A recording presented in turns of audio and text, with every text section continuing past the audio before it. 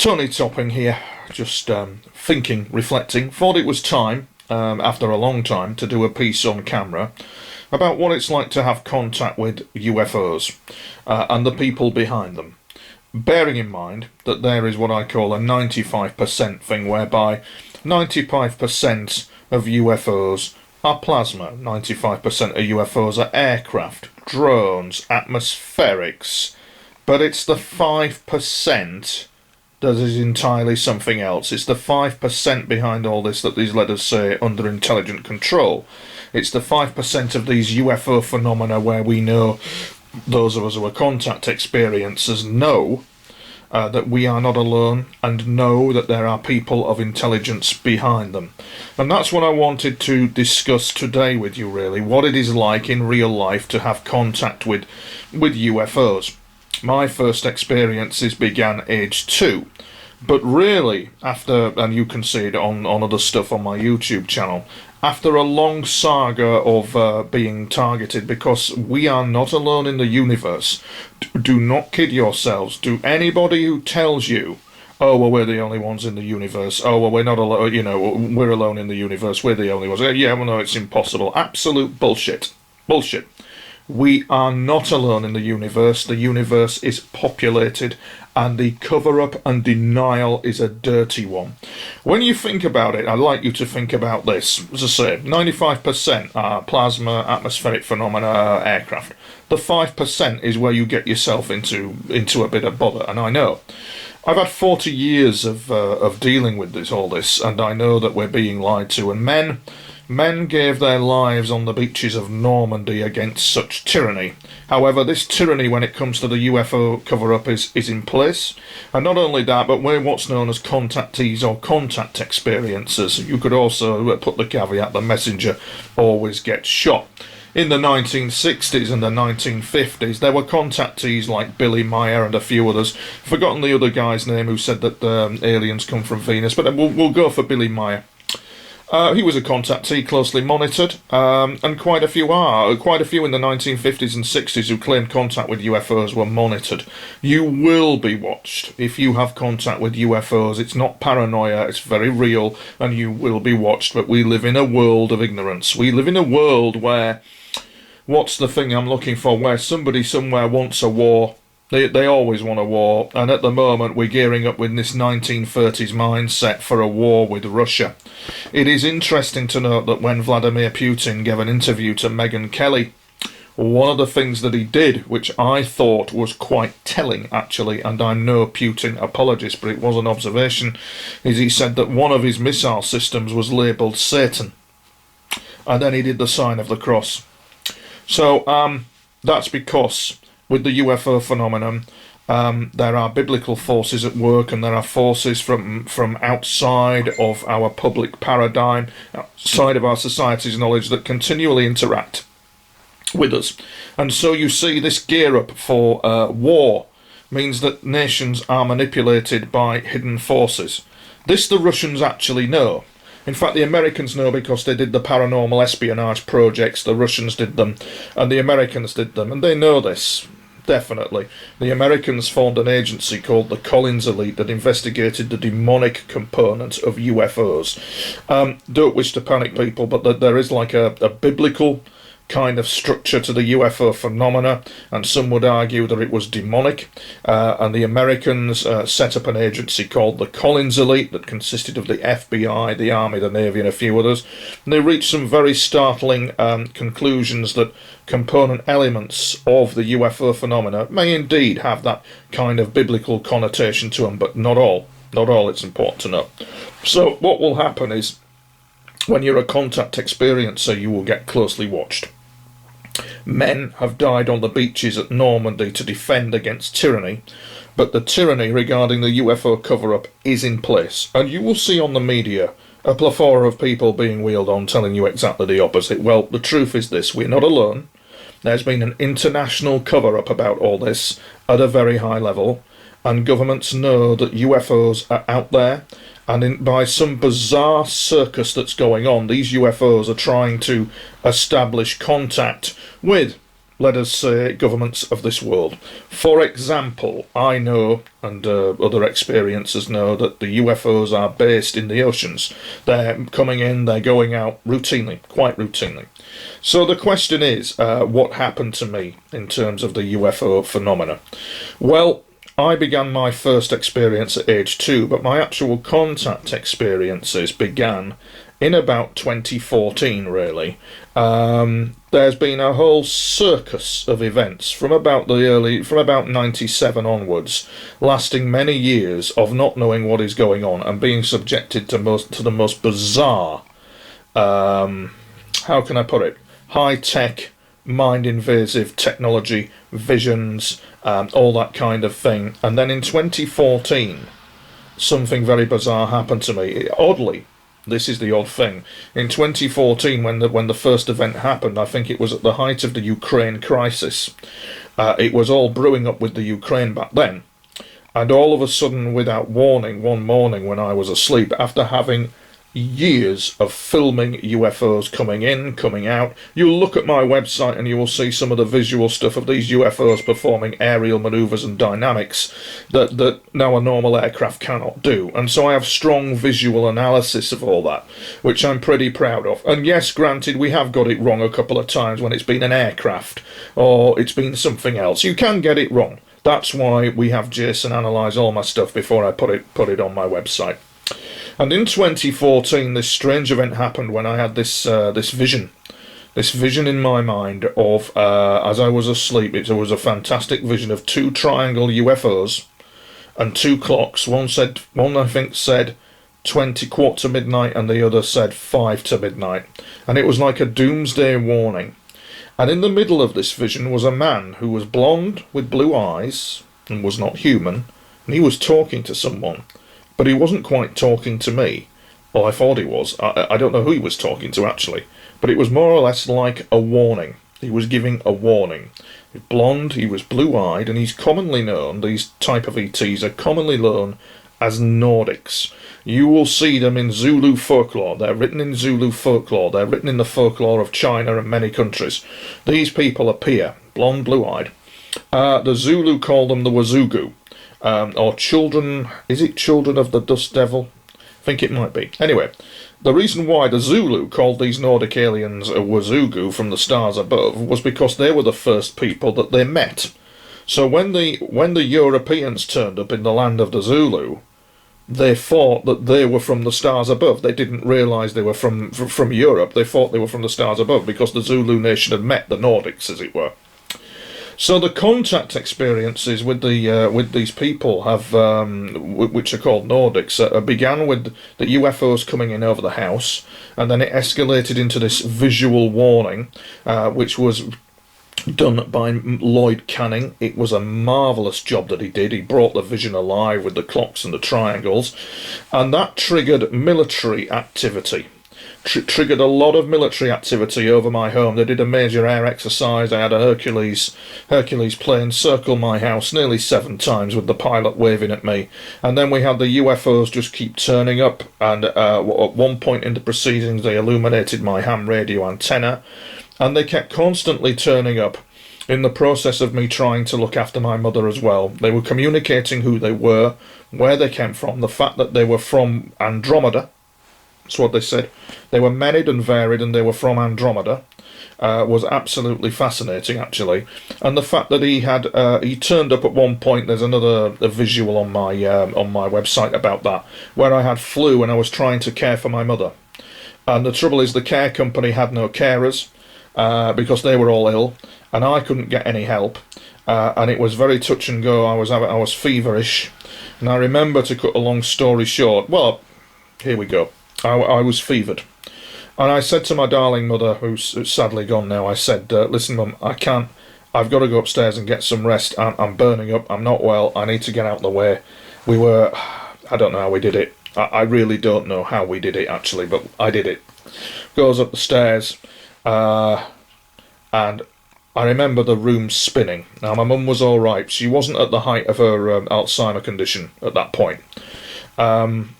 And I remember just sat on the bed and the room spinning.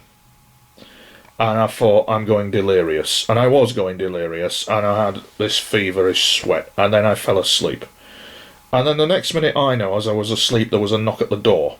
Knock, knock, goes downstairs. So I thought, actually, I was in a dreamscape.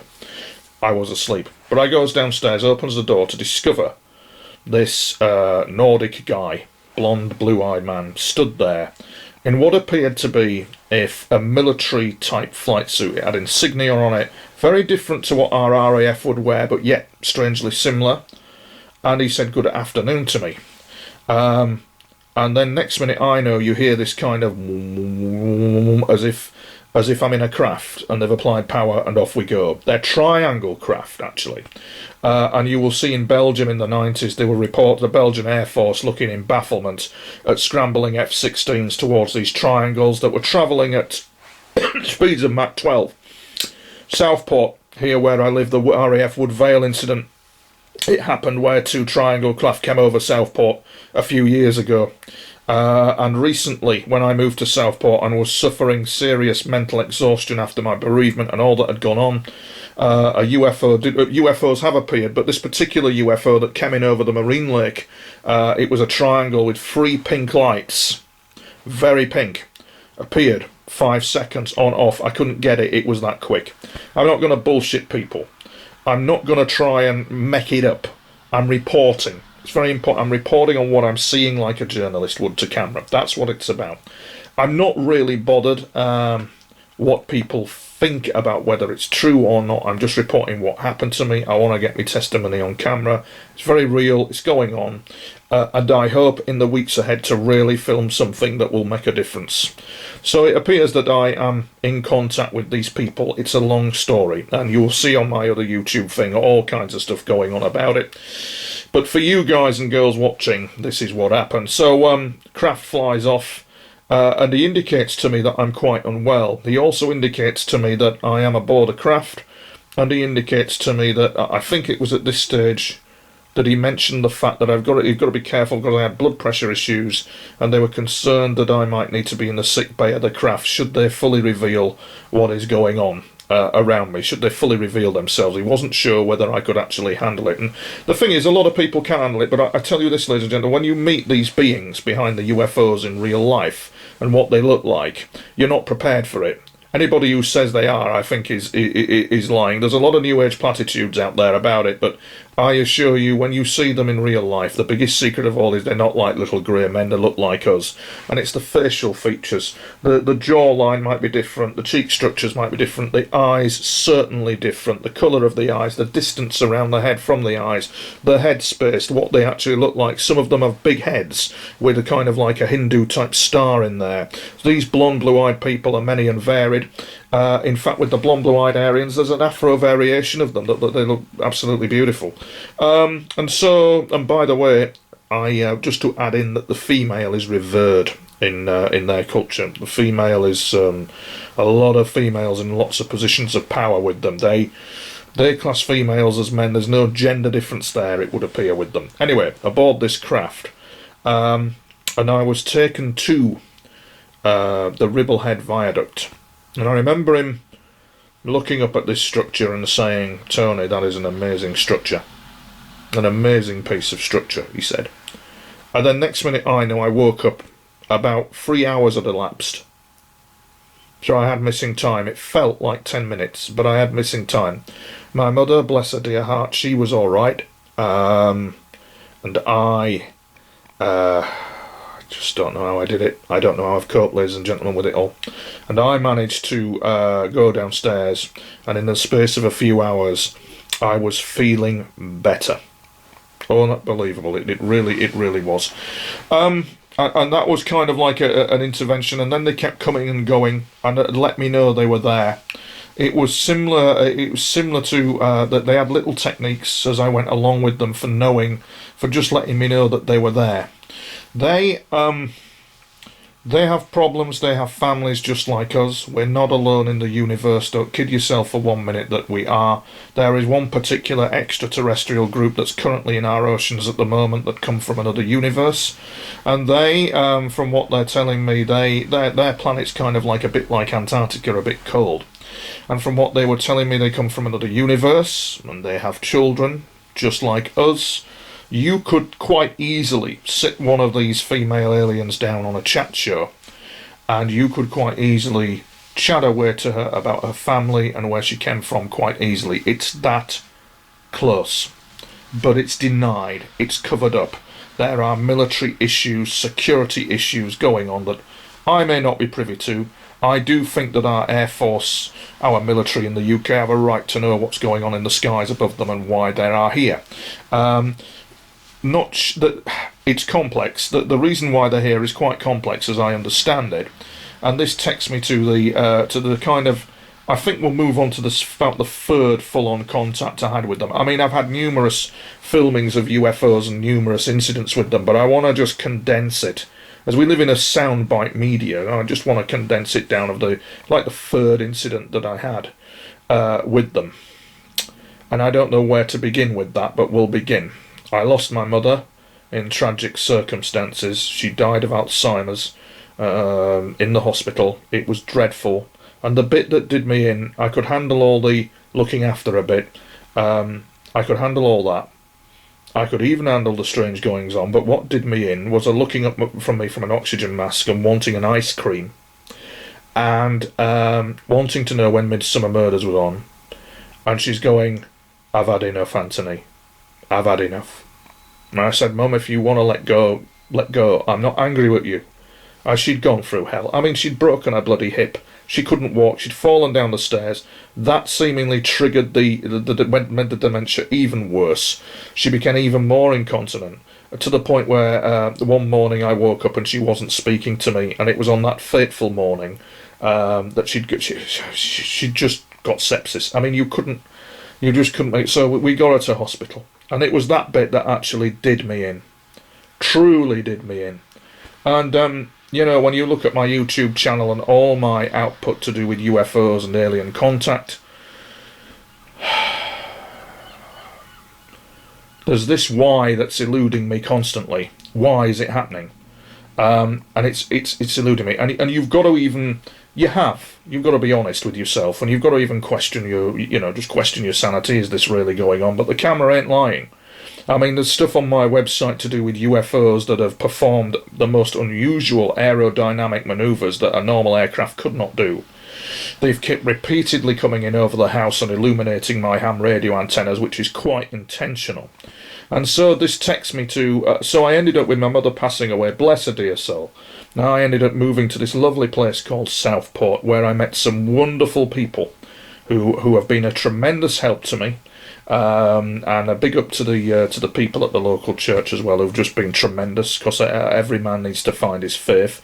And I'll probably do a separate thing on that about a faith testimony, because I'm a man who's lived extreme experiences, and I've seen very dark forces on the move that the general public are not privy to, really.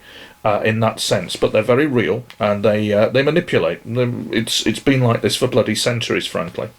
I don't think we'll be happy until we're all having a war with each other, and so, God forbid, I hope our world leaders have the wisdom and the sense to cool it all down, what's going on, because these beings in the UFOs know what conflict is all about. They've been around quite a long time. The Nordics, the blonde, blue-eyed people in the UFOs, tell me that they come from seafarers. They originally started in their planet as seafaring people.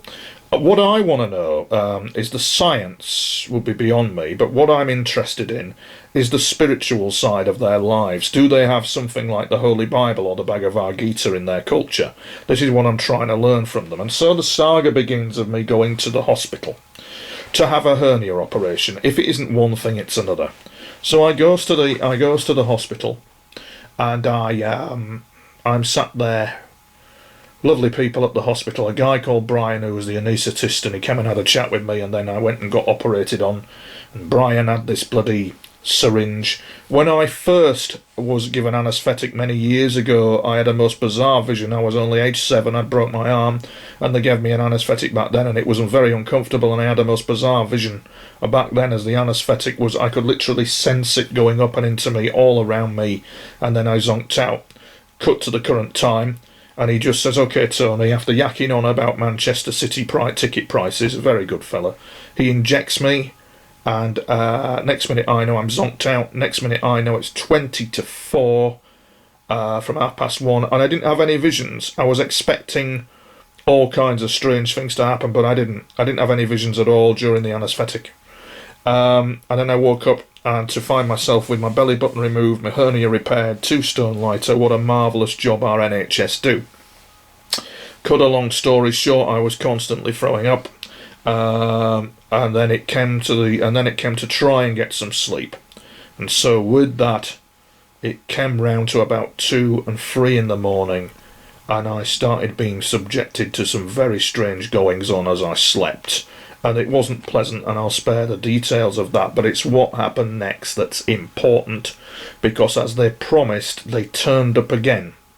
Now, you might think, well, he's hallucinating, but I assure you my camera doesn't lie, and it's a component element. The contact element of my experiences are a component, and it's known, ladies and gentlemen, as contact within time continuum. So what happens is that the distance of time and events, it's collapsed, it's all happening at once.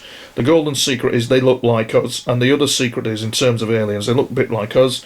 And the other thing is that they communicate in a space-time continuum. So you've got this environment going on that is separate, let us say, from what might be termed the New Age equivalent of the astral plane or anything like that. Our governments do actually know this, but have kept it quiet.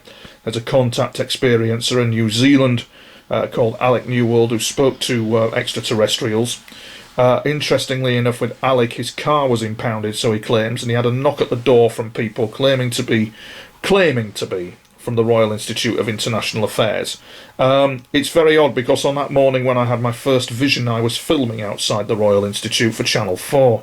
So is that a coincidence? I've no idea. I really haven't any idea. But it's just to give some insight as to what's going on. Anyway, these strange experiences started happening, and I really, really am at the end of my tether with it. On my YouTube channel, there's a lot of stuff going on about targeting and targeted individuals being subjected to all this. I won't go there now. But needless to say, I was having some strange goings on that was keeping me awake. It's quite unpleasant. And then next minute I know there was this kind of like, I can only describe it as my awareness seeing like another universe suddenly come into formation. What it was actually communication in the continuum from another universe. It's at the speed of thought, the speed of time, all that kind of thing. It's capable, it's possible, highly probable. Well, in fact, it is. There's no getting away from that.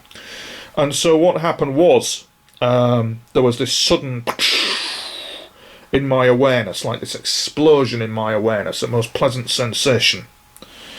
And then she spoke, ladies and gentlemen, and then she spoke. And all I can describe it as, it was a woman, blonde, blue-eyed, and she had rank. I can only describe it as somebody with a military rank, and it was made very clear to me that she was of that structure, and she was indicating to me that their culture, who they are, where they come from, they look like us, but they don't quite look like us. They're blonde, they're blue-eyed, there's many variants of them, and she indicated to me that she was part of a military command structure, and she indicated to me that her race of people were explorers. And her first name was Isa. That's what she said. My name is Isa. And then the surname was amazing. And I bloody forgotten it. I wish I'd have written it down. I'm in the hospital bed at 4. I'm just recovering from an operation. I'm getting all this coming at me. And it was just amazing. Her name was Hebrew in sounding. And it was amazing. It began with a D. And I can't remember for the life of me what it was, but it sounded cool. And that's what she said. That's simply what she said. She more or less indicated that we were watching, they were watching over me. In fact, they're watching human affairs, and they were watching over me, and that kind of thing. And she was amazing. It was like she was part of some sort of special military kind of unit, I don't know, within a extraterrestrial outfit. The triangle craft that they've got are artificially intelligent. and from what they tell me, their fleet is a little bit dated. In other words, they've got tornado jets, but they'd like to upgrade to the Typhoon with these triangles that they've got. And you might think that that's just such a crazy remark to make, but it isn't when you're dealing with them. It isn't when you find that the Creator has made it very simple for the phases of evolution to communicate with each other and cultures and all that. I'm lucky in that sense, but it's come at great cost to me. In the sense that it can cost you sanity, it can cost many things to you, but still, onwards they come with the contact. It's been going on for years with me. And so, as I say, I'm questing now to find out a bit more about this lady and who she is, shaking the bloody camera there in the shock of it all. And I'm kind of like questing to find out what their religious background is. And I asked, would she leave a lock of hair for me? Bizarre, I know, but I thought to myself, well, if we're communicating with these mysterious people and the UFOs that they come from, could she leave anything? And the answer to that was no, they couldn't do that, which I thought was quite bizarre. But what she said, she indicated there was a security issue around leaving a lock of hair for me. The reason why I asked that was because there was a guy in New Zealand who woke up to the shocking incident of two alien women, one of them performing oral sex on him, and they left a lock of hair. Left a lock of hair behind. I don't think it was meant to be left, and he had it analysed. It's called hair of the alien. And the DNA of that hair is incredible. The component that causes, I think there's a malfunction in the human DNA that leaves us open to sexual diseases without going into details. That, in this particular hair lock that is allegedly from an alien, was not present. And there was a situation going on where this hair, it had certain DNA that could expose it to extreme sunlight and all that kind of thing. It was not human. And so I thought it would be fascinating, but it would appear that that's not happening.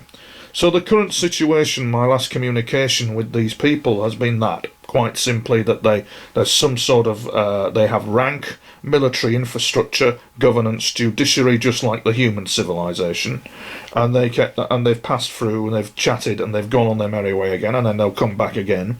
I'm trying to get it down on camera, and I really will be writing a book about all this as well. In the grand scheme of things, you get smiled and waved at a lot by your own research community, because there's a school of thinking that says you're not allowed to talk about any of this, and if you do, you're completely barking. Luckily, we live in Britain, and luckily, I think what is important to know is that if this is really going on, then I need a whole lot more from them as to who they are and where they come from, and accurate scientific data as well. It's only right and it's only fair. And I do honestly believe that our military needs to fully know what is going on and who they are and why they're here. But they're watching something, and they're certainly watching human affairs, and there is concern, despite the fact that there is a new age platitude to all this. There is concern with nuclear issues regarding the nuclear weapons that we have and all that type of thing. There's grave and deep concern over that. There most certainly is. The Russian President Vladimir Putin would do well to perhaps really, really think whether he wants a legacy, and that with the Prime Minister, in fact all the world leaders, whether they want to leave legacies of their children running to nuclear shelters, because they decided to have a war to which there are no winners, and to which nobody clearly knows why they went to war in the first place, apart from the fact that nations are manipulated like violins into conflict with each other. And it's an important point to make. And there are other security issues around the UFO phenomena as well, part of which I don't want to go into details, but it absolutely disgusts me. There's an issue that has gone on with the UFOs, and it just is absolutely crazy, frankly. So here I am. I thought I'd do this to camera. This is my story. I'm a man trying to come to terms with what has happened to me. My website is TonyToppingUFOs.com, and I hope that I can give you some further insight as to what goes on. Really, in the grand scheme of things, the information that has come from them is very scant. It's quite intentional that they would do that. They're very scant on detail. They're not going into deep detail. Sometimes it is best that you don't know too much. There's a guy in Mexico, he's a professor, who contacted me. He's written academic papers, and he felt that I was the real deal with all this, and he wanted to know this and he wanted to know that, and he wanted to know the scientific the science of them all.